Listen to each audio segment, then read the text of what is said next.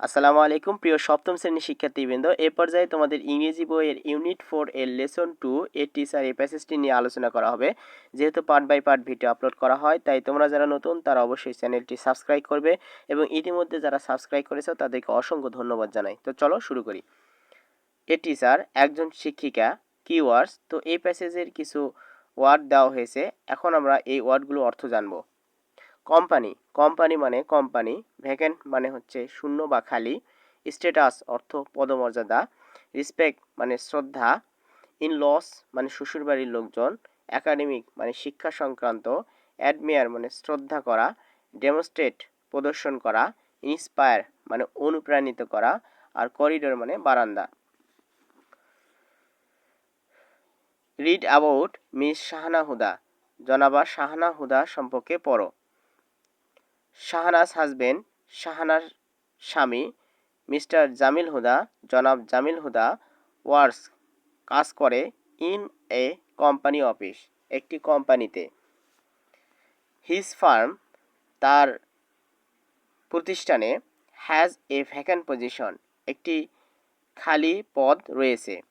On several days কয়েকদিন।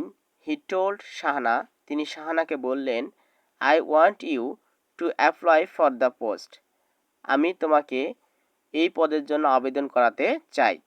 But Shahana shed কিন্তু শাহানা বললেন, প্লিজ ডোন্ট ইনসিস্ট দয়া করে জোর করো না। I am joining the local high school as a teacher আমি শিক্ষিকা হিসেবে একটি স্থানীয় উচ্চ বিদ্যালয়ে যোগদান করছি। What do you find in a teaching job Shahana তুমি শিক্ষকতা চাকরিতে কি খুঁজে পাও?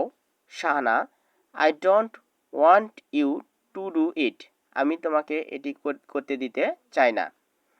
হার ইন লস তার শ্বশুরবাড়ির লোকজন were also on his side তার পক্ষে ছিল।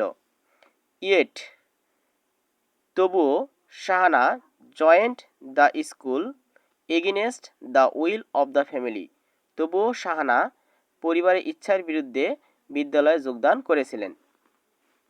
এরপর কি বলছে দেখো, weeks and months went by সপ্তাহের পর সপ্তাহ এবং মাসের পর মাস চলে গেল।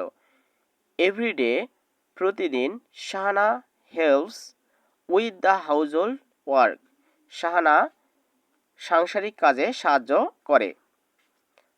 এভরিডে প্রতিদিন শি ওয়ার্কস হার্ড তিনি কঠোর পরিশ্রম করেন।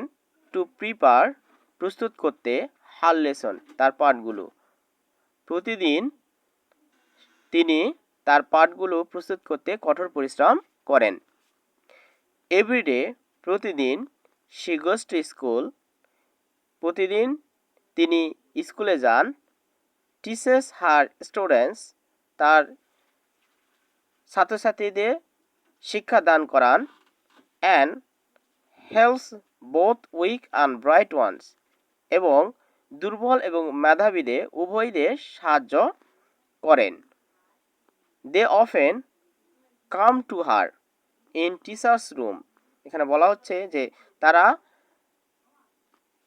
শিক্ষক শিক্ষিকার মিলনায়তনের কক্ষে তার কাছে আসেন। ইন দ্য করিডর বারান্দায় and even on the road এমনকি রাস্তায়।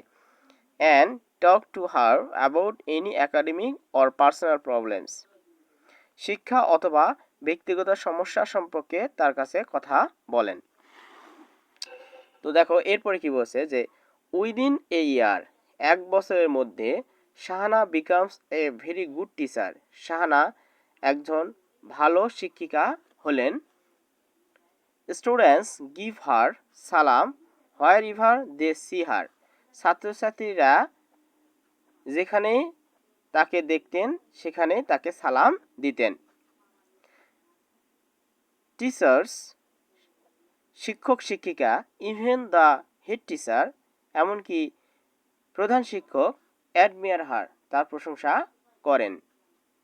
প্যারেন্টস পিতামাতা and other people in the community এবং সমাজের অন্যান্য লোকজন কাম টু সি হার, তাকে দেখতে আসেন, অ্যাট হোম বাড়িতে, অ্যান্ড অ্যাট দ্য স্কুল এবং স্কুলে, and pay her great respect এবং তাকে সম্মান প্রদর্শন করেন।